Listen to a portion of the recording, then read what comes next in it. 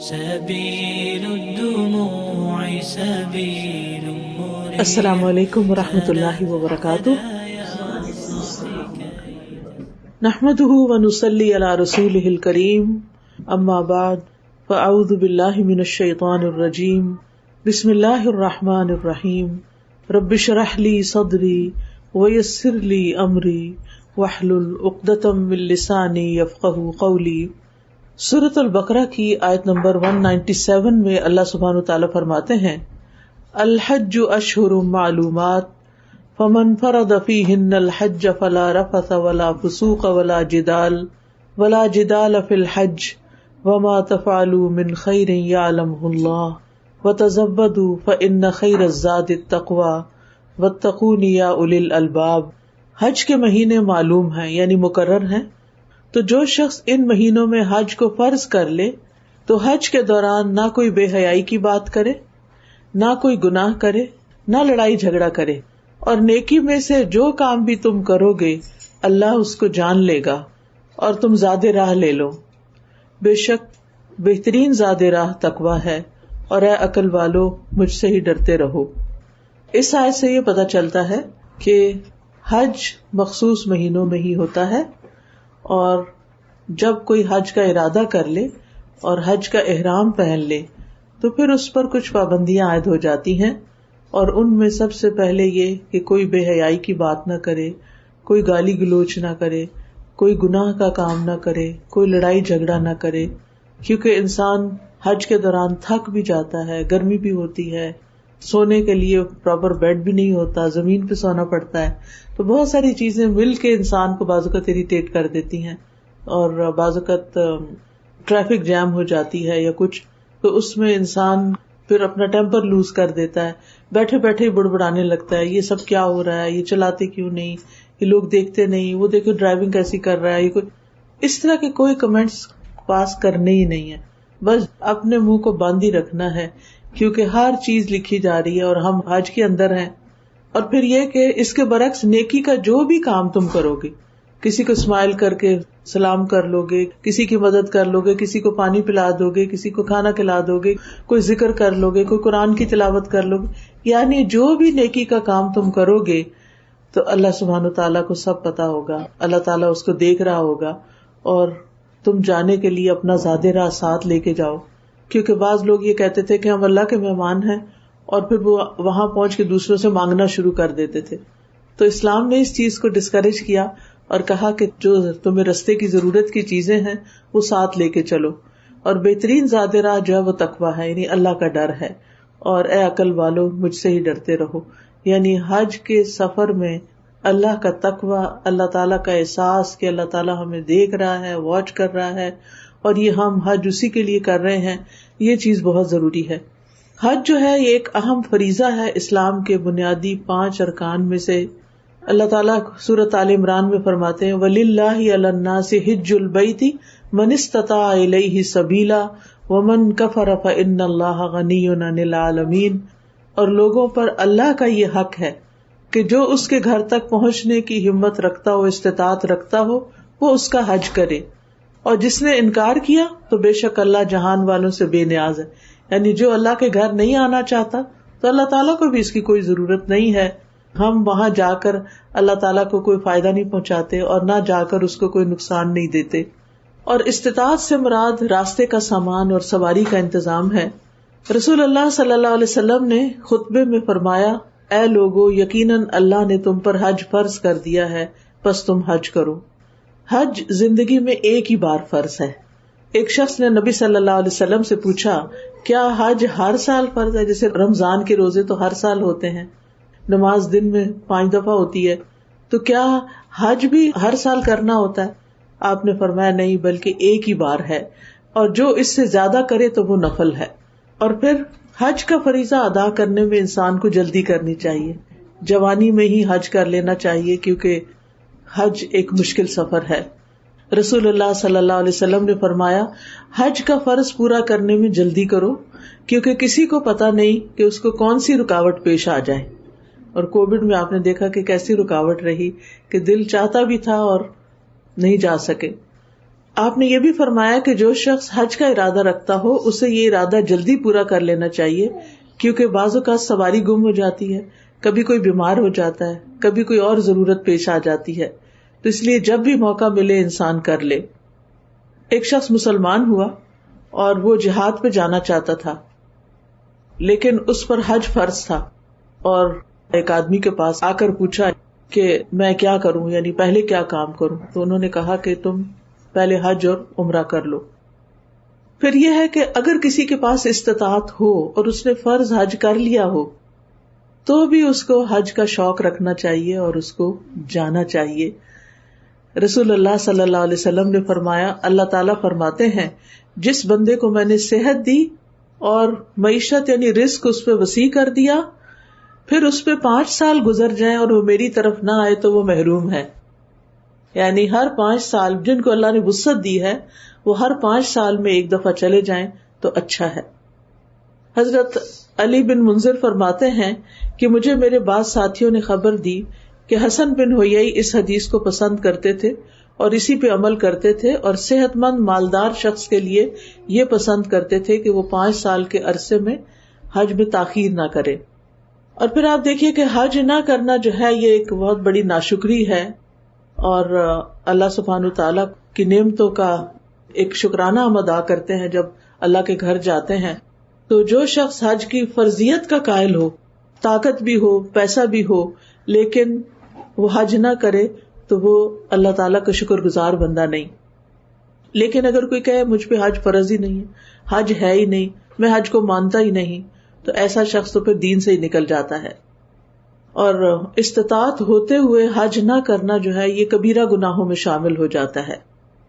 پھر اسی طرح بعض لوگ کہتے ہیں کہ بچوں کی شادی کرنی ہے یا کوئی اور چیزیں بیچ میں ان کا عذر بناتے ہیں، تو بچوں کی شادی جو ہے وہ عذر نہیں ہے کہ اب رشتہ اگر آ گیا ہے اور شادی تیار ہے پھر تو ٹھیک ہے کہ ایک جینوئن ریزن ہے، لیکن یہ کہنا کہ اب بچے جوان ہیں، اب ان کی شادیاں ہوں گی تو پھر ہم حج پہ جائیں گے، تو اب تو میرا خیال ہے کہ ویسے بھی 8 دن میں بھی حج ہو جاتا ہے، 15 دن میں بھی ہو جاتا ہے، مہینے میں بھی ہو جاتا ہے، جو زیادہ رہنا چاہے اس کا بھی، تو انسان کو کم سے کم مدت میں جا کے اپنا فرض پورا کر کے آ جانا چاہیے۔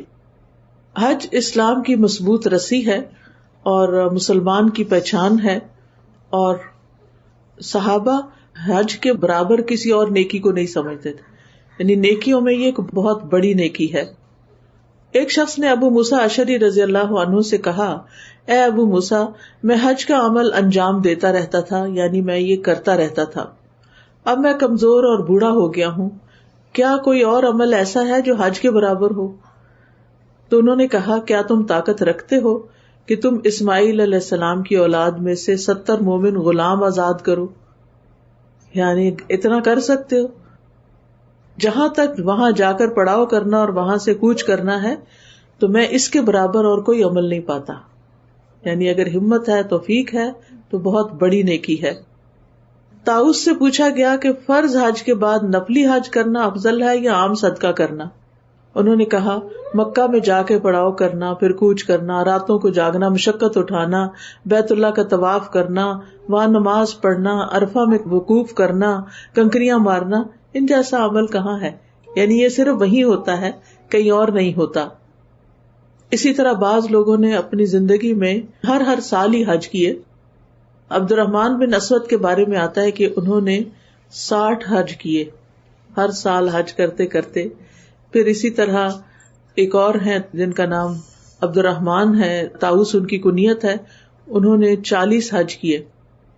اسی طرح جن لوگوں نے 40 سے زیادہ حج کیے ان میں سے سعید بن مسیب، عطا بن ابی رباح، ایوب السختیانی، حمام بن نافع اور ان کے علاوہ بھی بہت سارے لوگ ہیں کہ جو حج کا اتنا شوق رکھتے تھے کہ ہر سال ہی حج پہ چلے جاتے تھے۔ اور خاص طور پر جو لوگ وہاں رہتے ہیں ان کے لیے جانا اتنا مشکل نہیں جتنا باہر سے جانا مشکل ہوتا ہے۔ اصل بات ہے شوق کی، انسان جس چیز سے محبت کرتا ہے اس کے لیے وقت بھی نکال لیتا ہے اور مال بھی نکال لیتا ہے۔ پھر یہ ہے کہ ایمان لانے کے بعد سب سے افضل عمل ہے۔ رسول اللہ صلی اللہ علیہ وسلم سے سوال کیا گیا کہ کون سا عمل سب سے افضل ہے؟ آپ نے فرمایا، اللہ اور اس کے رسول پہ ایمان لانا۔ پوچھا گیا اس کے بعد؟ فرمایا اللہ کی راہ میں جہاد کرنا. پوچھا گیا اس کے بعد؟ آپ نے فرمایا حج مقبول. پھر یہ ہے کہ حج اور عمرہ کرنے والے لوگ جو ہیں وہ اللہ کے مہمان ہوتے ہیں، اللہ کا وفد ہوتے ہیں. اللہ تعالیٰ ان کی دعائیں قبول کرتا ہے اور ان کے گناہوں کو معاف کر دیتا ہے. نبی صلی اللہ علیہ وسلم نے فرمایا حج گزشتہ سارے گناہوں کو مٹا دیتا ہے. یعنی انسان ہے نا، ہم سب کمزور ہیں، غلطیاں ہو جاتی ہیں، تو حج کرنے سے انسان گناہوں سے پاک ہو جاتا ہے. نبی صلی اللہ علیہ وسلم نے فرمایا جس نے اللہ کے لیے حج کیا، نہیں دکھاوے کا نہیں یا کسی پر احسان نہیں، اور اس دوران کوئی بےہودہ بات یا گناہ کا کام نہ کیا، یعنی وہاں پر اپنے آپ کو بچا کے رکھا ہر چیز سے، وہ حج کی ادائیگی کے بعد اس دن کی طرح گناہوں سے پاک لوٹے گا جس طرح اس کی ماں نے اسے گناہوں سے پاک جنا تھا. یعنی جیسے ایک بیبی پیدا ہوتا ہے اور اس کے سر پہ کوئی گناہ نہیں ہوتا، ایسے ہی انسان بالکل صاف ستھرا ہو کے واپس آتا ہے. حاجی کے ایک ایک قدم پر اجر ہوتا ہے، یعنی ہر قدم جو گھر سے باہر آپ نے رکھا، گاڑی پر گئے، گاڑی لے کے ایئرپورٹ گئے، ایئرپورٹ سے جہاز پہ بیٹھے، پھر ایئرپورٹ پہ چلے، جتنا آپ کا ہر قدم اس رستے پہ جا رہا ہے اس پر اجر ہے. اور پہلے تو لوگ اونٹوں وغیرہ پر حج کرتے تھے، تو اس لیے آپ نے فرمایا حاجی کا اونٹ کوئی پاؤں نہیں اٹھاتا اور نہ ہاتھ رکھتا ہے مگر اللہ تعالیٰ اس کے بدلے اس کے لیے ایک نیکی لکھ دیتا ہے. یعنی بیٹھا وہ اونٹ پر ہے، اونٹ چل رہا ہے، لیکن ثواب اونٹ والے کو مل رہا ہے، یعنی جو بیٹھا ہوا اس کو مل رہا ہے. یا اس کی ایک برائی مٹا دیتا ہے یا اس کی وجہ سے اس کا ایک درجہ بلند کر دیتا ہے. پھر اسی طرح پے در پے حج کرنا، یعنی ایک کے بعد ایک دفعہ حج کرنا، فقر اور محتاجی کو دور کرنے کا ذریعہ ہے. نبی صلی اللہ علیہ وسلم نے فرمایا پے در پے حج اور عمرہ کرو، بے شک یہ دونوں فقر کا مطلب ہوتا ہے محتاجی، غربت اور گناہوں کو اس طرح دور کر دیتے ہیں جیسے بھٹی لوہے کے میل کچیل کو دور کر دیتی ہے. پھر اسی طرح حج سے انسان کے بوجھ ہلکے ہو جاتے ہیں. ابو غالب کہتے ہیں مجھے ابن عباس رضی اللہ عنہما نے کہا ہمیشہ اس بیت اللہ کی طرف آنا جانا رکھیں، اگر آپ ہمیشہ اس بیت اللہ کی طرف آتے جاتے رہیں تو آپ اللہ کو اس حال میں ملیں گے کہ آپ کے اوپر بوجھ کم ہوگا، یعنی گناہوں کا بوجھ کم ہوگا. یعنی انسان اپنے سارے گناہ جو ہے وہ ساتھ ساتھ گرا دیتا ہے. پھر اسی طرح ایسا انسان جو ہے وہ اللہ کی حفاظت میں ہوتا ہے. اور فریضہ حج کی ادائیگی میں لگنے والے جو نشانات ہیں، یعنی کہیں چوٹ لگ گئی ہے، کچھ ہو گیا ہے، تو وہ سب بھی اللہ تعالیٰ کو بڑے ہی پیارے ہیں. نبی صلی اللہ علیہ وسلم نے فرمایا اللہ کے نزدیک 2 قطروں اور 2 نشانوں سے زیادہ محبوب کوئی چیز نہیں. ایک تو اللہ کے خوف سے بہا ہوا آنسو، یعنی انسان اللہ کے ڈر سے رو دے، اور دوسرا خون کا قطرہ جو اللہ کے راستے میں بہایا گیا ہو. اور 2 نشانوں میں سے ایک نشان جو اللہ کے راستے میں لگے اور دوسرا وہ نشان جو اللہ کی طرف سے فرض کی ہوئی چیزوں میں سے کسی فرض کی ادائیگی میں لگے. جیسے کچھ لوگ نماز پڑھتے ہیں نا تو ان کے ماتھے پہ نشان لگ جاتا ہے، یا یہ کہ پاؤں پہ، یعنی جہاں وہ پاؤں دورا کر کے بیٹھتے ہیں تو ٹخنے پہ لگ جاتا ہے. تو یہ نشان اگر اسکن کے اوپر ایک ذرا بدنما سا ہی نظر آتا ہے کہ اور دوسرا کلر ہو جاتا ہے، لیکن یہ اللہ کو بڑا پیارا ہے یہ نشان. پھر اسی طرح اگر کسی کی وفات ہو جاتی ہے حج پر تو رسول اللہ صلی اللہ علیہ وسلم نے فرمایا جو شخص حج کے ارادے سے نکلے اور اسے راستے میں موت آ جائے تو اللہ اس کے لیے قیامت کے دن تک حج کرنے والے کا ثواب لکھ لیتا ہے، گویا وہ قیامت تک حج میں ہی ہے. اور جو شخص عمرے کے ارادے سے نکلے اور اسے راستے میں موت آ جائے تو اللہ اس کے لیے قیامت کے دن تک عمرہ کرنے والے کا ثواب لکھ دیتا ہے. اور جو شخص دوران حج فوت ہو جائے، قیامت کے دن جب وہ اٹھے گا تو اٹھ کے تلبیہ پڑھ رہا ہوگا، لبیک اللہم لبیک. ابن عباس کہتے ہیں کہ ایک شخص رسول اللہ صلی اللہ علیہ وسلم کے ساتھ عرفہ میں ٹھہرا ہوا تھا، وہ اپنی سواری سے گر گیا تو سواری اس کے اوپر چڑھ گئی، وہ فوت ہو گیا. تو آپ نے فرمایا اس کو پانی اور بیری کے پتوں سے غسل دو اور اسے 2 کپڑوں میں کفن دو، نہ تو اسے خوشبو لگاؤ نہ اس کے سر کو چھپاؤ، یقیناً اللہ اس کو قیامت کے دن اس حال میں اٹھائے گا کہ یہ لبیک کہتا ہوگا. پھر اسی طرح یہ ہے کہ حج کرنے کے بعد اگر انسان کسی گناہ کی وجہ سے جہنم میں چلا جاتا ہے تو حج کی وجہ سے انسان وہاں سے نکال لیا جائے گا، یعنی یہ اتنی بڑی نیکی ہے. اور ایک اور روایت میں آتا ہے کہ حج مبرور کی جزا تو جنت ہے، یعنی جنت کمانے کا ایک ذریعہ ہے.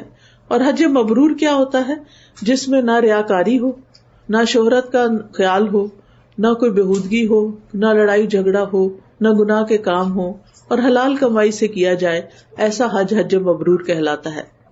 اسی طرح ہم دیکھتے ہیں کہ نبی صلی اللہ علیہ وسلم کے زمانے میں ایک عورت تھی، ام طلیق اس کا نام تھا، تو اس کو حج پہ جانے کا بہت شوق تھا۔ تو اس کے شوہر کہتے ہیں کہ میری بیوی میرے پاس آئی، کہنے لگی حج کی تیاری کرو۔ ان کے پاس ایک اونٹ اور ایک اونٹنی تھی، وہ اونٹنی پہ حج کرتے اور اونٹ کو جہاد کے لیے استعمال کرتے۔ تو اس نے اونٹ کا مطالبہ کیا کہ مجھے اپنا اونٹ دو، میں نے حج پہ جانا ہے۔ تو انہوں نے کہا کہ تم جانتی ہو میں نے تو اس کو اللہ کے راستے میں دے دیا ہے۔ اس نے کہا حج بھی اللہ کے راستے میں آتا ہے، آپ مجھے دے دیں، اللہ آپ پہ رحم کرے۔ تو شوہر کہنے لگا میں نہیں چاہتا کہ میں تجھے دوں۔ بعض اوقات ہوتا ہے بیویاں مطالبہ کرتی ہیں ہم نے عمرے پہ جانا، پیسے دیں، یا حج پہ جانا ہے، حج پہ چلیں۔ اس نے کہا اچھا پھر مجھے اونٹنی دے دو اور خود اونٹ پہ حج کر لو۔ انہوں نے کہا کہ میں تجھے خود پہ ترجیح نہیں دوں گا۔ اس نے کہا پھر کوئی خرچ ہی دے دو۔ ان کا میرے پاس اتنا مال نہیں ہے کہ جو میرے پاس زیادہ ہو تو میں تمہیں دے دوں۔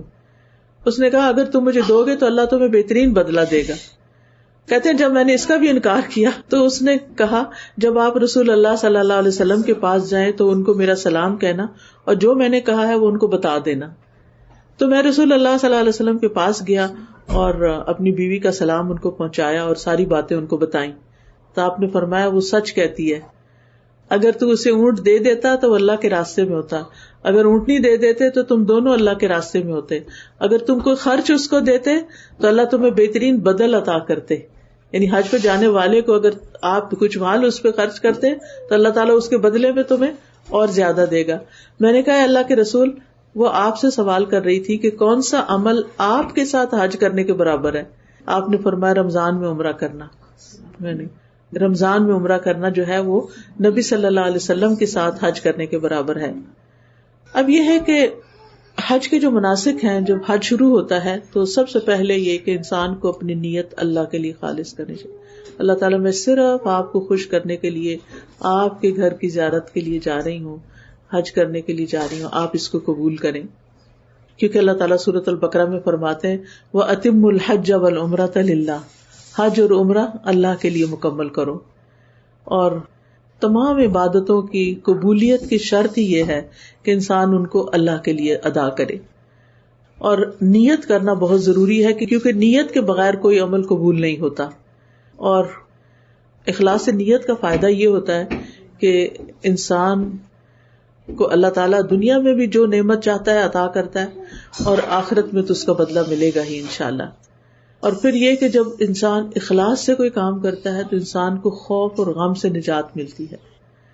قرآن مجید میں آتا ہے بلا من اسلم وجہہ للہ وہو محسن فلہ اجرہ عند ربہ ولا خوف علیہم ولا ہم یحزنون۔ کیوں نہیں، جس نے اپنا چہرہ اللہ کے تابع کر دیا اور وہ نیکی کرنے والا ہو تو اس کے لیے اس کا اجر اس کے رب کے پاس ہے، اور نہ ان پر کوئی خوف ہے نہ وہ غمگین ہوں گے۔ اور پھر یہ کہ قرآن مجید میں آتا ہے الا عباد اللہ المخلصین اولئک لہم رزق معلوم فواکہ وہم مکرمون فی جنات النعیم، مگر اللہ کے خالص کیے ہوئے بندے یہی لوگ ہیں جن کے لیے مقرر رزق ہے، کئی قسم کے پھل، اور وہ عزت بخشے گئے ہیں نعمت کے باغوں میں۔ یعنی قیامت کے دن ان کی بہت بڑی مہمانی ہوگی اور اللہ تعالیٰ کے ہاں وہ عزت پائیں گے اور نعمتیں تو الگ ہوں گی۔ سب سے پہلے انسان جب احرام پہنتا ہے تو تلبیہ پڑھتا ہے لبیک اللہم لبیک۔ یہ لبیک کہنا جو ہے یہ حج کی زینت ہے۔ سعید بن جبیر کہتے ہیں کہ میں ایک مرتبہ میدان عرفات میں ابن عباس کی خدمت میں حاضر ہوا، وہ اس وقت انار کھا رہے تھے۔ کہنے لگے نبی صلی اللہ علیہ وسلم نے میدان عرفہ میں روزہ نہیں رکھا تھا۔ ام الفضل نے ان کے پاس دودھ بھیجا تھا جو انہوں نے پی لیا، اور ابن عباس نے کہا اللہ فلاں شخص پہ لعنت کرے جو ایام حج میں سے ایک عظیم ترین دن کو پائے پھر اس کی زینت مٹا ڈالے۔ حج کی زینت تو تلبیہ، یعنی احرام پہننے سے لے کے جب تک آپ طواف شروع نہیں کرتے کثرت کے ساتھ لبیک اللہم لبیک لبیک لا شریک لک لبیک ان الحمد والنعمت لک والملک لا شریک لک، اس کو انسان زبانی یاد کر لے، زبانی نہیں آتا تو دیکھ کر پڑھ لے، لیکن جتنا زیادہ پڑھے اتنا ہی حج زیادہ اچھا ہوگا. عام طور پر ہم دیکھتے ہیں کہ لوگ باتوں میں لگ جاتے ہیں، جیسے ایئرپورٹ سے نکلتے ہیں، احرام تو ہم نے جہاز میں ہی پہن لیا ہوتا ہے، تو جہاز سے ہی پڑھنا شروع کر دینا چاہیے. میں نے جو سب سے پہلا عمرہ کیا تھا وہ اس وقت میں جارڈن سے گئی تھی، تو وہ پہلا عمرہ اتنا خوبصورت تھا کہ پورا جہاز تلبیہ پڑھ رہا تھا. وہ رمضان کا عمرہ تھا اور سارے لوگ لگتا ہے کہ عمرے پہ ہی جا رہے تھے، اور وہ ایک شخص کوئی پڑھتا تھا اور پیچھے سارے کے سارے ریپیٹ کرتے تھے.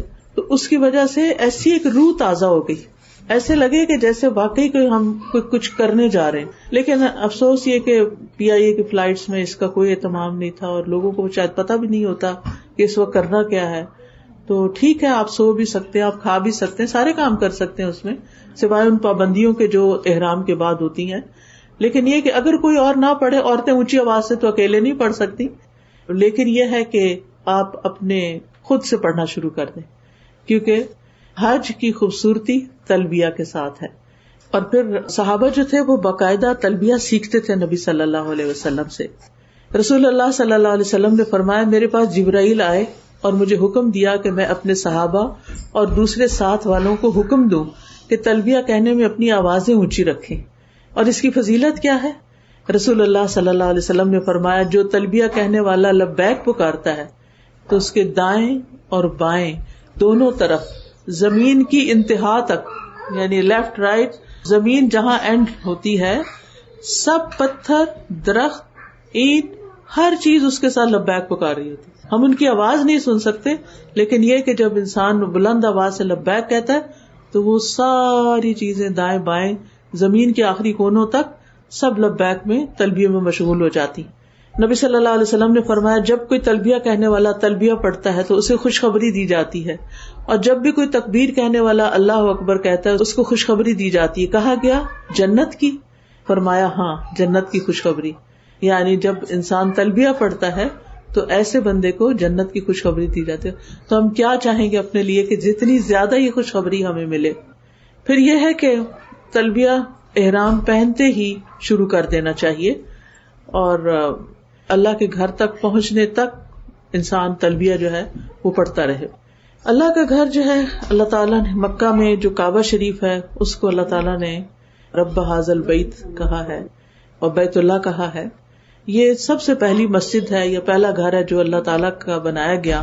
ان اول بیت وضع للناس للذی ببکۃ مبارکا وہدی للعالمین، بے شک پہلا گھر جو لوگوں کے لیے مقرر کیا گیا یقیناً وہی ہے جو مکہ میں ہے، بہت بابرکت اور جہان والوں کے لیے ہدایت ہے.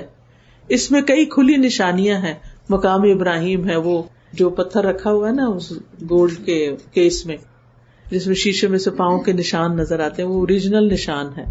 وہ پتھر ہے جس پہ حضرت ابراہیم نے کھڑے ہو کے کعبہ تعمیر کیا تھا، اور وہ ساتھ ساتھ اوپر ہو جاتا تھا اور نیچے ہو جاتا تھا. جو شخص اس گھر میں داخل ہوا وہ امن میں آ گیا، اور لوگوں پر اللہ تعالیٰ کا یہ حق ہے کہ جو شخص اس گھر تک پہنچنے کی استطاعت رکھتا ہو وہ اس کا حج کرے. اور جس نے کفر کیا تو بے شک اللہ تمام جہان والوں سے بے نیاز ہے. یعنی جو نہیں آنا چاہتا، جو انکار کرتا ہے، تو اللہ تعالیٰ کو ان کی کوئی پرواہ نہیں. بیت اللہ اللہ تعالیٰ کی محبوب ترین زمین ہے، یعنی جس زمین پر اللہ کا گھر ہے وہ اللہ تعالیٰ کو بہت پیاری ہے.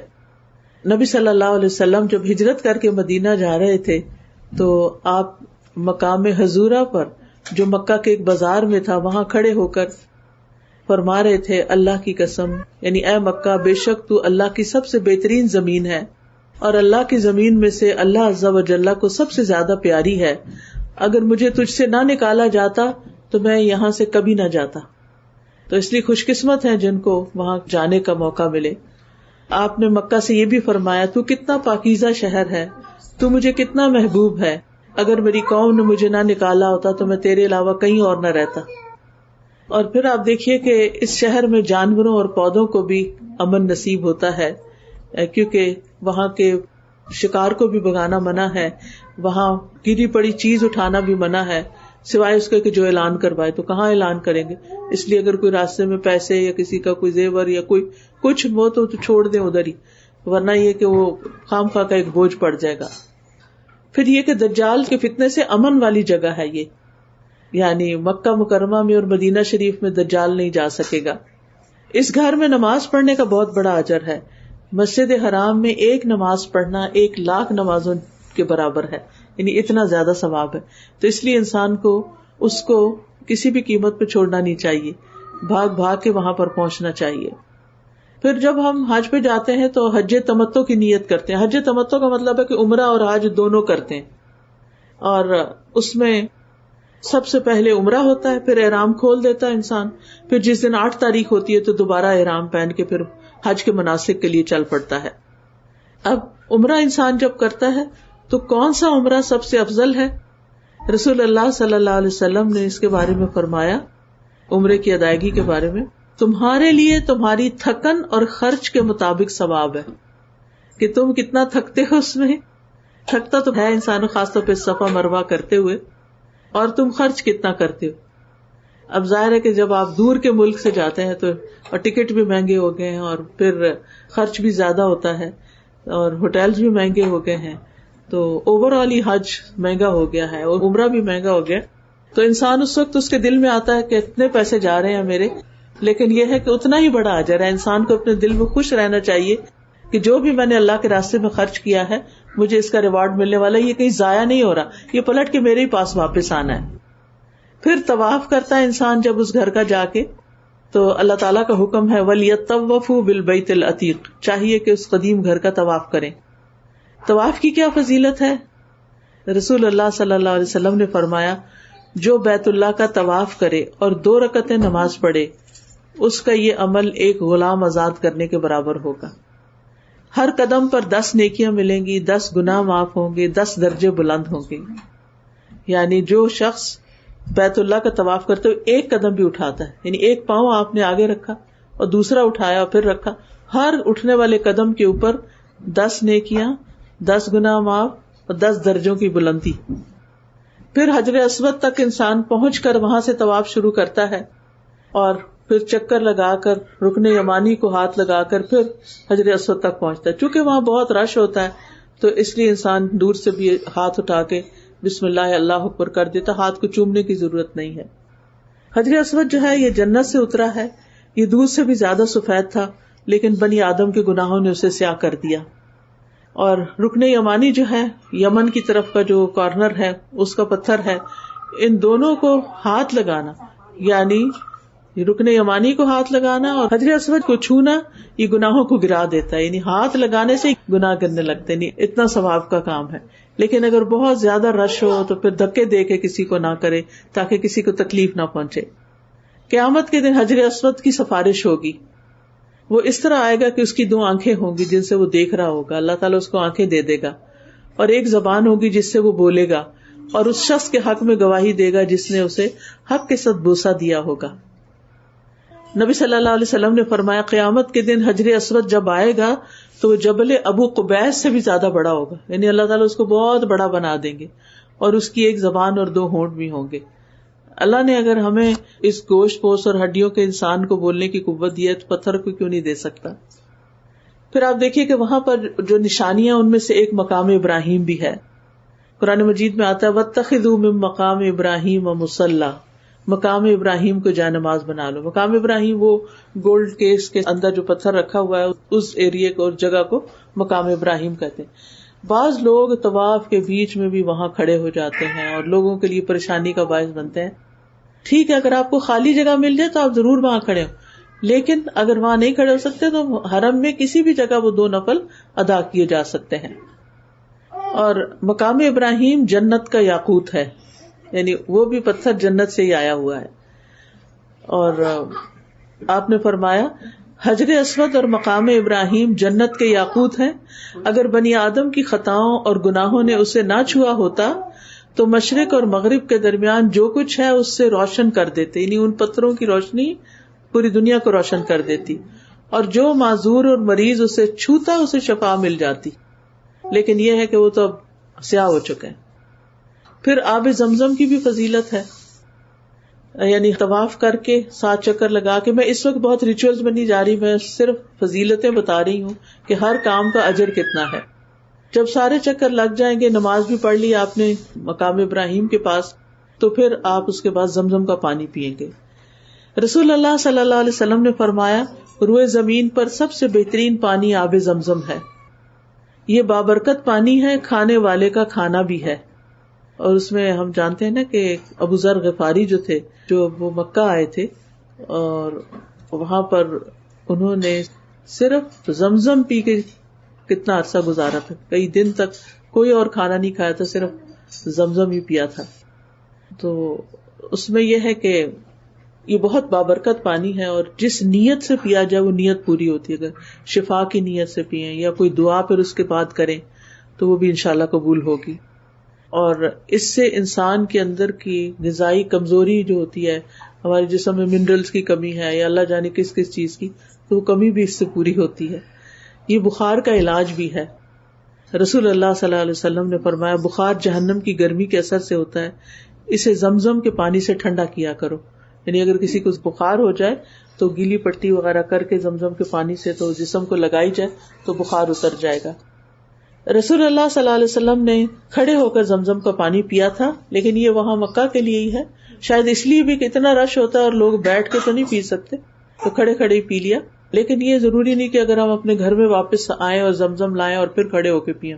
ہر جگہ یہ تکلف کرنے کی ضرورت نہیں ہے. زمزم پینے سے پہلے دعا کرنی چاہیے، یعنی دعا کر کے پھر آپ زمزم پیئیں، اور جس مقصد کے لیے آپ نے پینا ہے اس کی آپ اللہ تعالیٰ کے آگے دعا کر لیں، فریاد کر لیں. پھر اسی طرح یہ کہ دوسروں کو بھی پلانا چاہیے، خاص طور پر جو ینگ لوگ ہیں یا آپ کے ساتھ بچے جا رہے ہیں یا کچھ، تو ان کو جیسے نماز کے بعد انسان خواتین کے ایریا میں بیٹھا ہوتا ہے، تو میری بچیاں جب چھوٹی تھیں اور عمرے پہ جاتے تھے تو میں ان کو کہتی تھی کہ گلاس میں پانی ڈال کے سب یہ آنٹیاں جو بیٹھی ہیں نا جو اٹھ کے وہاں نہیں جا سکتی تو ان کو بھی پلاؤ. یعنی انسان اپنے لیے ایک گلاس بھرے تو ایک دوسرا بھر کے تو پوچھ لے کے کسی کو چاہیے، کیونکہ پانی پلانے کا بہت بڑا ثواب ہے، اور خاص طور پر زمزم. اور پھر اسی طرح یہ کہ زمزم اپنے ساتھ واپس لانا بھی سنت ہے، یعنی اپنے ملک میں، اپنے شہروں میں.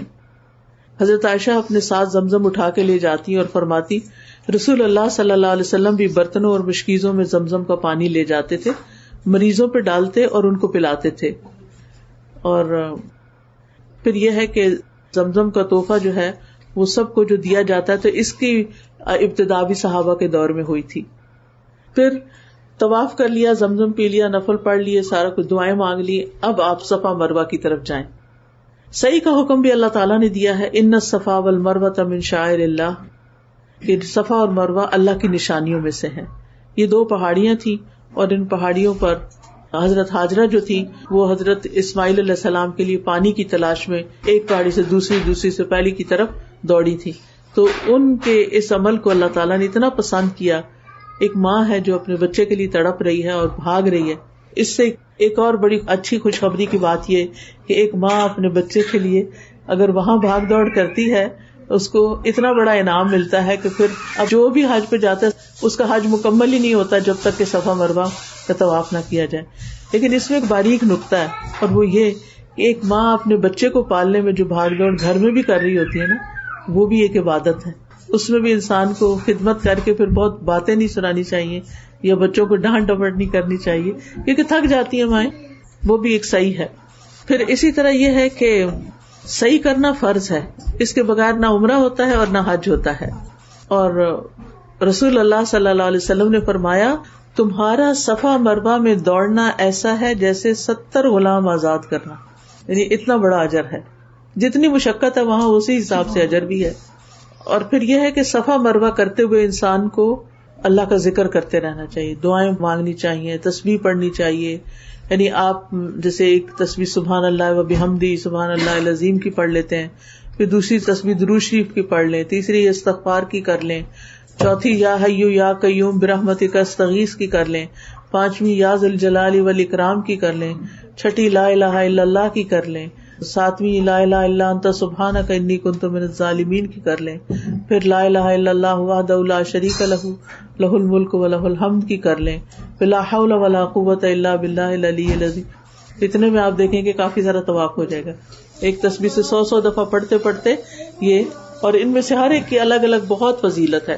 سعید کے بعد مردوں کو بال کٹوانے ہوتے ہیں یا سر منڈوانا ہوتا ہے، اور عورت کو اپنے بالوں کی نیچے سے یا سائڈ سے بھی جہاں سے بھی کاٹنا چاہے، کم از کم اتنے 2 انچ بال جو ہیں وہ کاٹ لے.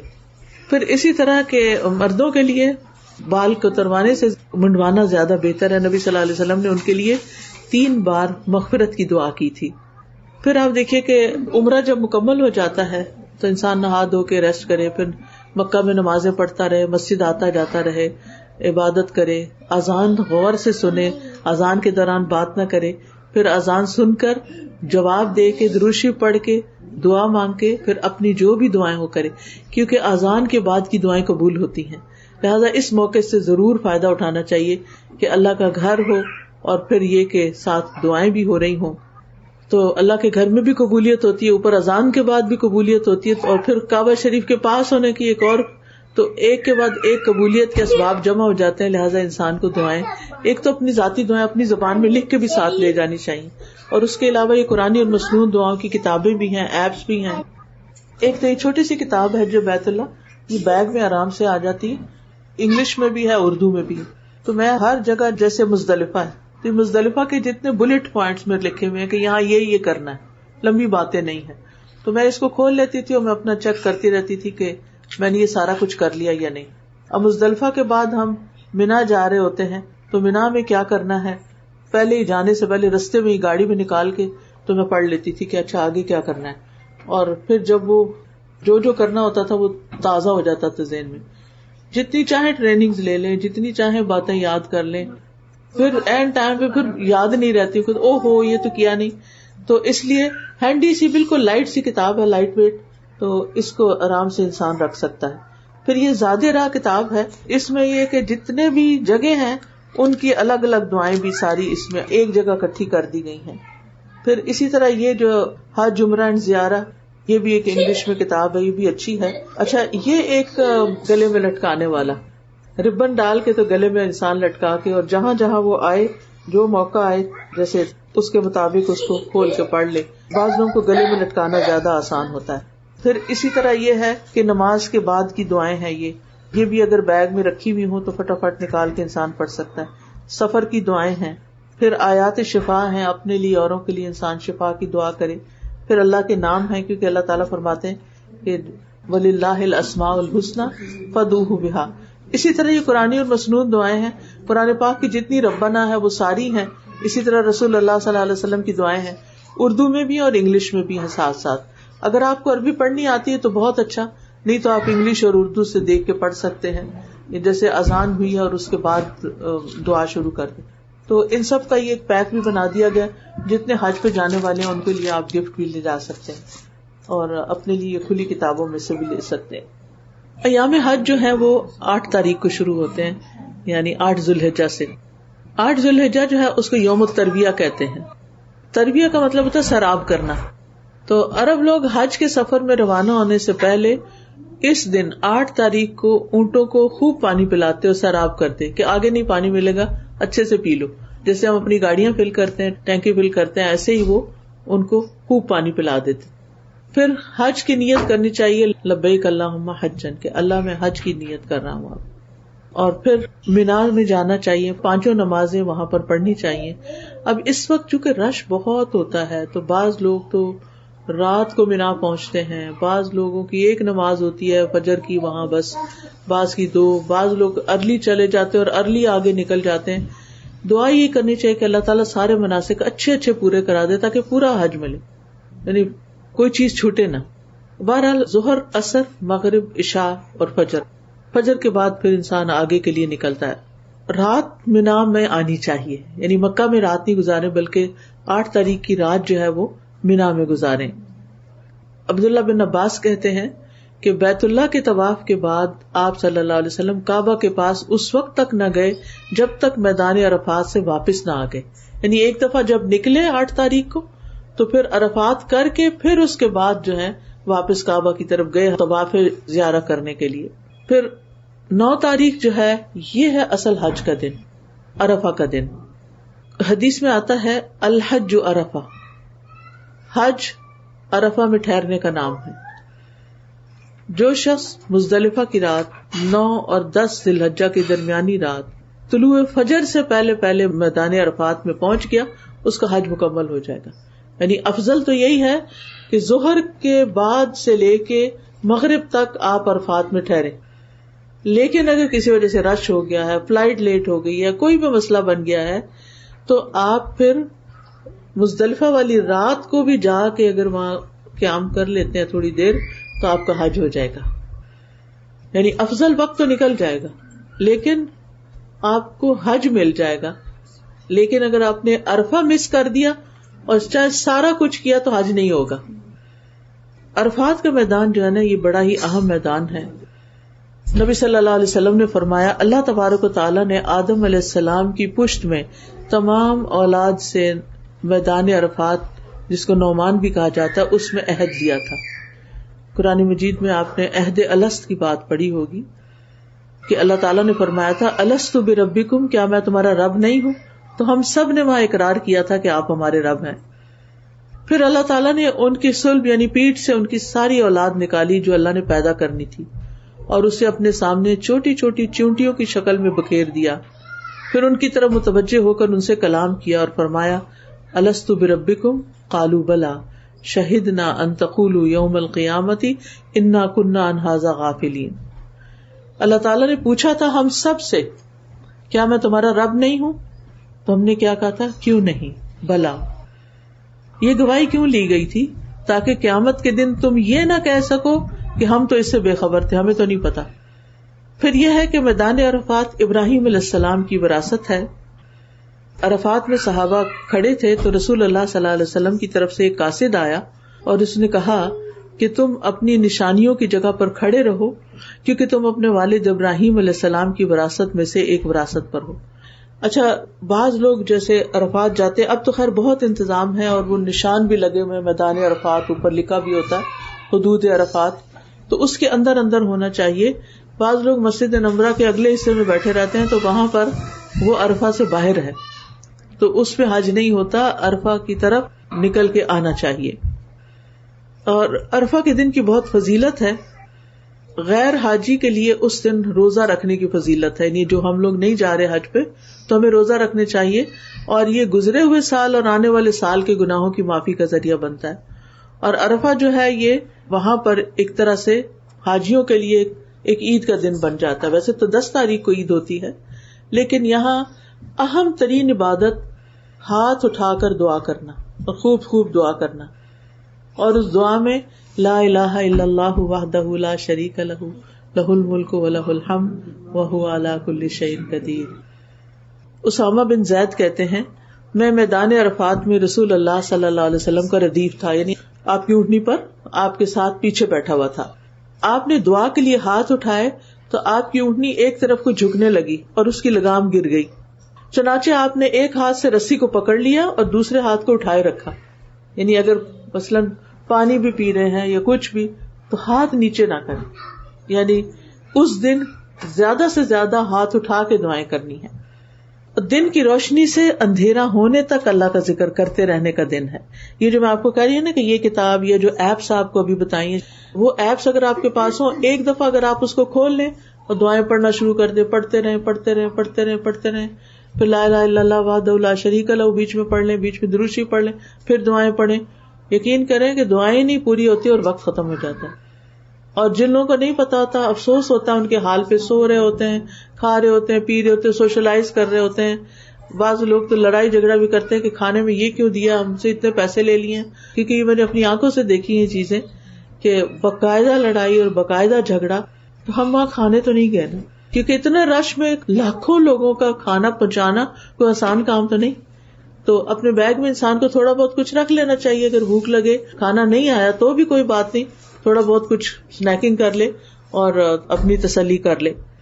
تو رسول اللہ صلی اللہ علیہ وسلم کے بارے میں آتا ہے کہ آپ اپنی اونٹنی قصبہ پہ سوار ہو گئے, حتیٰ کہ مقام وقوف پہ تشریف لائے. اپنی اونٹنی قصبہ کا پیٹ پتھروں کی طرف کر دیا, یعنی وہاں رک گئے, اور ایک ریت کے بڑے ٹیلے کو اپنے سامنے کیا, قبلہ رخ ہوئے, پھر وہیں رکے رہے حتیٰ کہ سورج غروب ہو گیا. ٹکیا کے غائب ہو جانے کے بعد کچھ زردی بھی ختم ہو گئی تو پھر آپ وہاں سے نکلے. نبی صلی اللہ علیہ وسلم نے فرمایا, بے شک اللہ عز و جل عرفہ کی شام اہل عرفہ کے ذریعے اپنے فرشتوں کے سامنے فخر فرماتا ہے اور کہتا ہے کہ میرے ان بندوں کو دیکھو جو میرے پاس پراگندہ حال اور غبار آلود ہو کر آئے ہیں. یعنی اللہ تعالیٰ فرشتوں کو کہتا دیکھو ان بندوں کو کہ یہ میری خاطر یہاں آئے ہیں اور ان کے بال بکھرے ہوئے ہیں، اور کیونکہ وہ ایک ہی آرام میں بعض اوقات گرمیوں میں جب حج ہوتا ہے تو بہت مشکل ہو جاتی ہے۔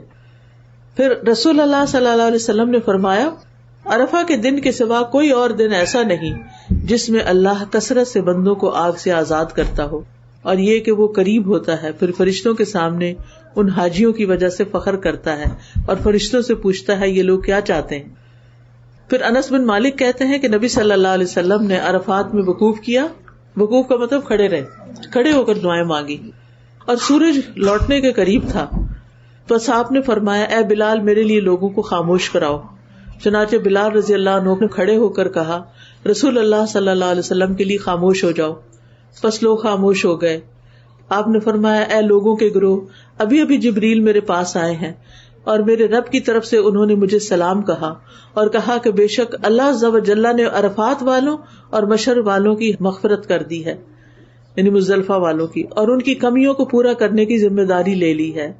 پس عمر بن خطاب نے کھڑے ہو کر عرض کیا اے اللہ کے رسول کیا یہ بات ہمارے لیے خاص ہے؟ آپ نے فرمایا یہ تمہارے لیے بھی ہے اور جو تمہارے بعد آئیں گے اور قیامت تک آئیں گے ان سب کے لیے ہے۔ یہ اللہ کی رضا اور جنت پانے کا دن ہے۔ رسول اللہ صلی اللہ علیہ وسلم نے فرمایا تمہارا عرفات میں وقوف کرنا تو اللہ عز و جل اپنے فرشتوں سے فرماتا ہے اے میرے فرشتوں میرے بندے کس لیے آئے ہیں؟ وہ کہتے ہیں وہ تیری رضامندی اور جنت طلب کرنے کے لیے آئے ہیں۔ پھر اللہ تعالیٰ فرماتا ہے میں نے اپنے نفس اور اپنی مخلوقات کو گواہ کیا کہ میں نے ان کو بخش دیا، اگرچہ ان کے گناہ زمانے کے دنوں کی گنتی کے برابر ہوں یا باریک ریت کے ذروں کے برابر۔ یعنی اول سے آخر تک جب سے دنیا بنی ہے قیامت تک جتنے دن اس پلانٹ پہ ہوں گے ان سب کی تعداد کے برابر بھی اگر کسی کے گناہ ہوں تو اللہ تعالیٰ معاف کر دے گا، جو اس دن کی حاضری دے اور اللہ تعالیٰ سے دعائیں کرے۔ حاجیوں اور جن کی حاجی سفارش کریں گے ان کی بھی بخشش ہو جائے گی، اس لیے حج پہ جانے والوں سے درخواست ہے کہ پیچھے اپنے رشتہ داروں، پیرنٹس، بچوں اور ہم سب کے لیے دعائیں کریں۔ میں تو اپنی کانٹیکٹ بک کھول لیتی ہوں، وہ جو فون پہ نہیں ہوتی، اور ان لوگوں کے نام آنے شروع ہو جاتے ہیں، اور وہ جو آنے شروع ہوتے ہیں تو پھر یہ بھی پتا ہوتا ہے کہ کس کا کیا مسئلہ بھی تھا، وہ مسئلے بھی ان کے یاد آ جاتے ہیں۔ اور عرفہ کے دن کی بہترین دعا جو ہے وہ لا الہ الا اللہ وحدہ لا شریک لہ لہ الملک ولہ الحمد وہو علی کل شیء قدیر۔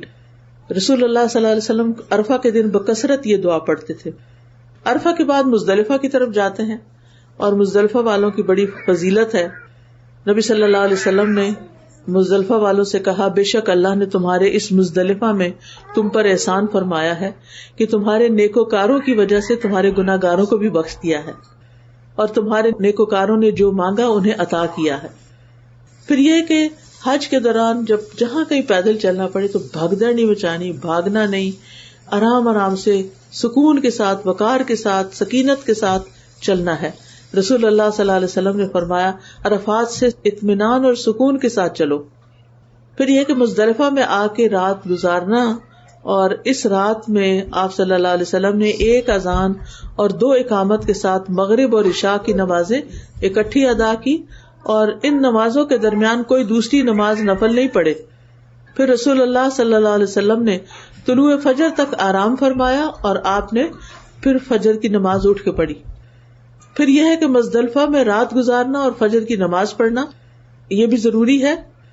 پھر اس کے بعد 10 ذو الحجہ آ جاتی ہے، یوم النحر، جس دن قربانیاں ہوتی ہیں۔ عبداللہ بن قرط سے روایت ہے، وہ کہتے ہیں کہ رسول اللہ صلی اللہ علیہ وسلم نے فرمایا اللہ کے نزدیک سب سے افضل دن یوم النحر ہے، اور اس کے بعد یوم القر یعنی 11ویں ذو الحجہ ہے۔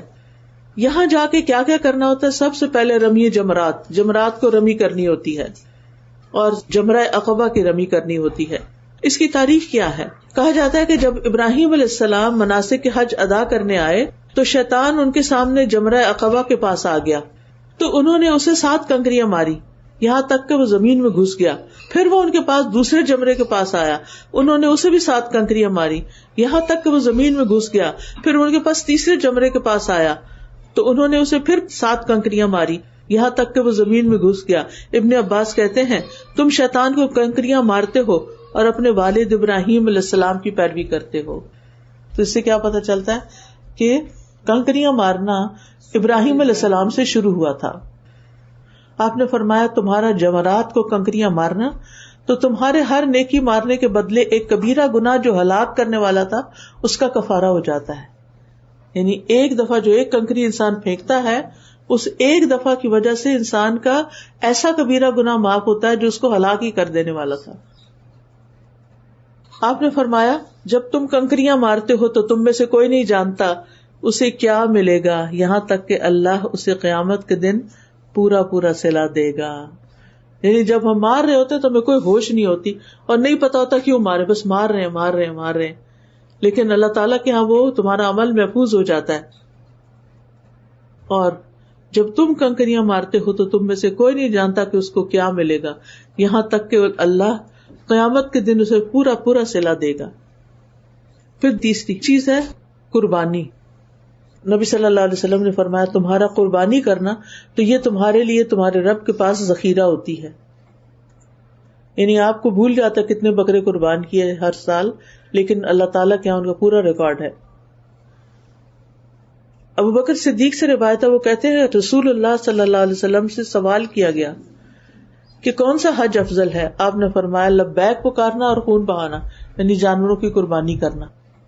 کسی کو پتا کہ نبی صلی اللہ علیہ وسلم نے حجۃ الوداع میں کتنے اونٹ قربان کیے تھے؟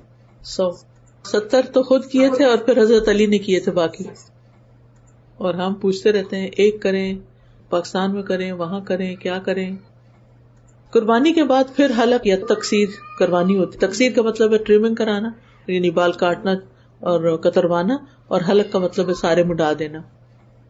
نبی صلی اللہ علیہ وسلم نے فرمایا تمہارا سر منڈوانا تو ہر بال کے بدلے جو تم منڈاتے ہو ایک نیکی لکھی جاتی ہے اور تم سے گناہ مٹا دی جاتی. اب یہ جو میں آپ کو چیزیں بتا رہی ہوں، جب آپ وہاں ہوں گے نا تو وہاں پر آپ نے یہ ذہن میں لا کے کرنا ہے شعور سے کہ یہ یہاں سے میں جتنے بال کاٹ رہی ہوں سارے کے سارے ایک ایک بال کے بدلے مجھے نیکیاں مل رہی ہیں. اسی لیے جب خواتین کاٹے نا تو پیچھے جو ٹوٹیاں ہے نا وہاں سے کاٹے تاکہ ساری شریک ہو جائے. پھر چوتھا ہے طواف زیارہ یا طواف افاضہ. یہ آخری رکن ہے. نبی صلی اللہ علیہ وسلم نے قربانی والے دن طواف افاضہ کیا، پھر واپس جا کے منا میں ظہر کی نماز پڑھی. اگر یہ طواف چھوٹ جائے کسی کا تو دم دے کے کام نہیں ہوتا، یعنی دم اس کے بدلے نہیں دیا جا سکتا، دوبارہ جانا پڑے گا یا ویٹ کریں. جیسے پیریڈز آ جاتے تو ویٹ کریں. اور بعض علماء کہتے کہ کوئی فلائٹ رکتی نہیں تو انہوں نے رخصت دیا کہ پھر پیڈ رکھ کے چکر لگا کے آئیں. پھر واپس منا جانا ہوتا ہے. ایام تشریق گنتی کے چند ایام ہیں، اور جو 2 دن وہاں رہنا چاہے منا میں 2 دن رہے، جو 3 دن رہنا چاہے 3 دن رہے. یہ چند گنتی کے دن ہیں اور یہ سال کے باقی دنوں سے افضل دن ہیں، اور یہ عید کے دن بھی ہیں. اور صحابہ نے وہاں بھی عید منائی تھی. حضرت عائشہ کہتی ہیں کہ منا کے دنوں میں ابو بکر رضی اللہ عنہ ان کے ہاں تشریف لائے. وہاں انصار کی 2 بچیاں دف بجا کر گا رہی تھیں، عید منا رہے تھے وہاں منا میں. نبی صلی اللہ علیہ وسلم چہرے پر کپڑا ڈالے ہوئے لیٹے ہوئے تھے. ابو بکر نے ان بچیوں کو ڈانٹا رضی اللہ عنہ، تو نبی صلی اللہ علیہ وسلم نے اپنے چہرے سے کپڑا ہٹا کے فرمایا ابو بکر انہیں چھوڑ دو، یہ عید کے دن ہیں اور یہ منا میں ٹھہرنے کے دن تھے. آپ نے یہ بھی فرمایا کہ ایام تشریق اہل اسلام کے لیے عید کے دن ہیں، یہ کھانے پینے کے دن ہیں، یعنی ان میں کھاؤ پیو، ذکر بھی کرو، نمازیں پڑھو، میل ملاقات کرو. حج ہو گیا، خوش ہو جاؤ. پھر اسی طرح ان دنوں میں تکبیرات بہت پڑھنی ہوتی ہیں. عرفہ کی صبح سے لے کر ایام نفر 11، 12، 13 ذوالحجہ کے آخری دن مغرب تک تکبیرات کہتے تھے. مغرب کے بعد نہیں کہتے تھے. اللہ اکبر اللہ اکبر اللہ اکبر وللہ الحمد، اللہ اکبر اللہ اجل، اللہ اکبر الا ما ہدانا، اور وللہ الحمد بھی آخر میں کہہ سکتے ہیں.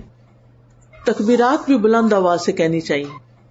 خواتین اپنی نارمل آواز میں کریں، لیکن یہ ہے کہ ہر مقام کے لیے ایک الگ ذکر ہے.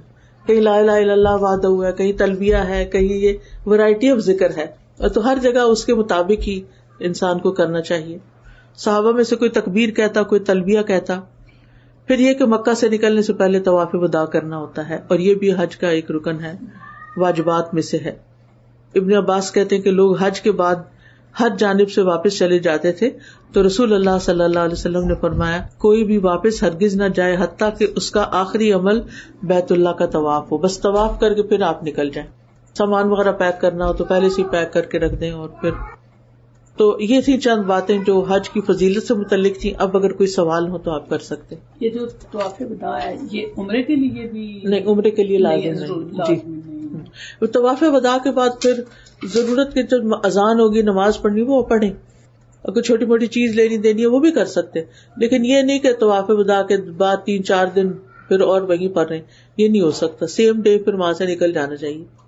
یہ نا کہ جیسے مکہ پاک سے ہم پھر مدینہ پاک جاتے ہیں تو واپس نہیں آنا، تو پھر عمرے کے لیے گئے ہیں تو مدینہ پاک سے واپسی ہے تو پھر ہمیں طواف وداع کر لینا چاہیے. اس کا جو ہے نہیں، عمرے پہ طواف وداع ہے ہی نہیں جی.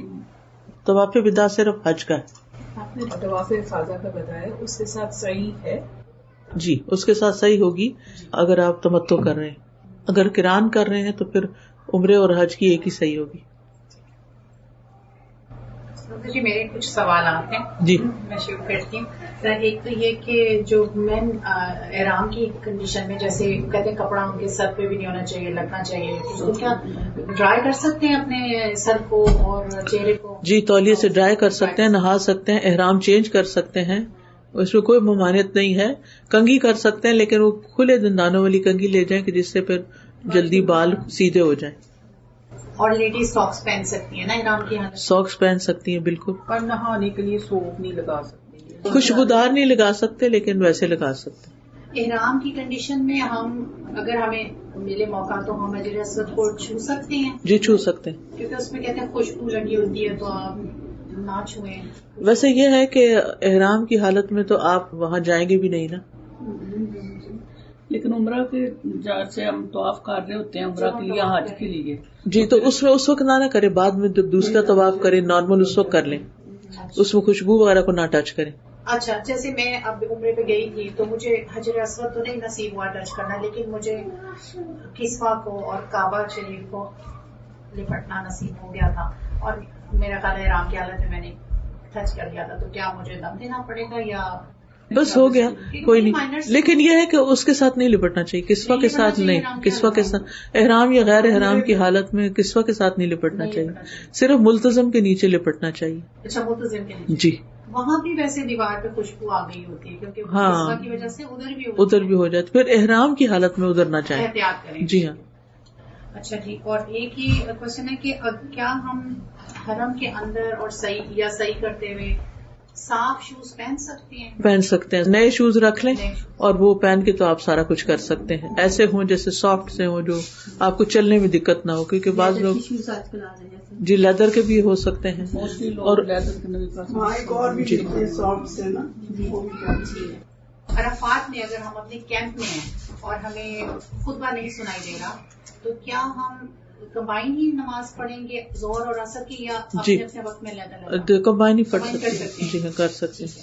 اور جب ہم مزدلفہ میں رات کو عشاء کے بعد کیا وتر پڑھیں گے؟ جی وتر تو پڑھیں گے جی. اور مزدلفہ کی رات سونے کی رات ہوتی ہے جی.